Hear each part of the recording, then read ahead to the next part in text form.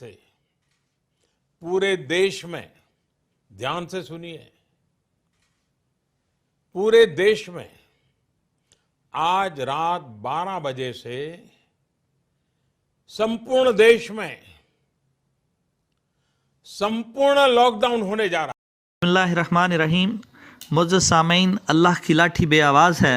ज़ालिम और सरकशों को अल्लाह की जब पकड़ आती है तो फिर सांस भी नहीं आती। कश्मीरियों की बद्दुआएं बिलाखिर रंग ले आईं। इंडिया आज मुकम्मल लॉकडाउन हो गया। इंडिया पे अल्लाह का अज़ाब नाज़िल हो गया है। इंडिया को वायरस ने अपनी लपेट में ले लिया है। 536 केसेस और 10 अमवात हो चुकी हैं। एक दिन में 28 केसेस नए सामने आए हैं। 21 दिन घरों में बंद रहने का हुक्म दे दिया गया है। नरेंद्र मोदी ने मिन्नतें करते हुए आवाम को 21 दिन घरों में बंद रहने की अपील कर दी है और कहा है कि अगर वो 21 दिन बंद ना रहे तो इंडिया 21 साल पीछे चला जाएगा।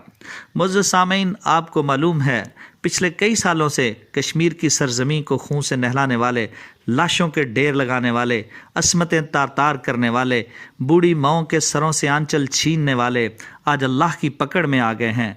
मासूम बच्चों के मुंह से निवाला छीनने वाले और कई माह से कश्मीरियों को घरों में बंद करने वालों ने आज अपनी ज़बान से पूरे इंडिया में लॉकडाउन का ऐलान कर दिया है।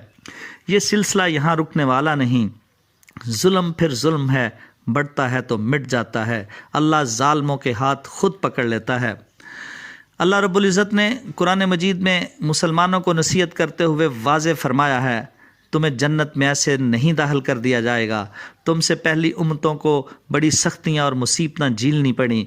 उनको ज़ल्ज़लों और बौछालों से हला दिया गया, यहाँ तक कि अल्लाह के नबी पुकार उठे, ऐ अल्लाह रब्बुल इज़्ज़त तेरी मदद कब आएगी? फिर अल्लाह ताला ने उनसे कहा, मेरी मदद करीब है।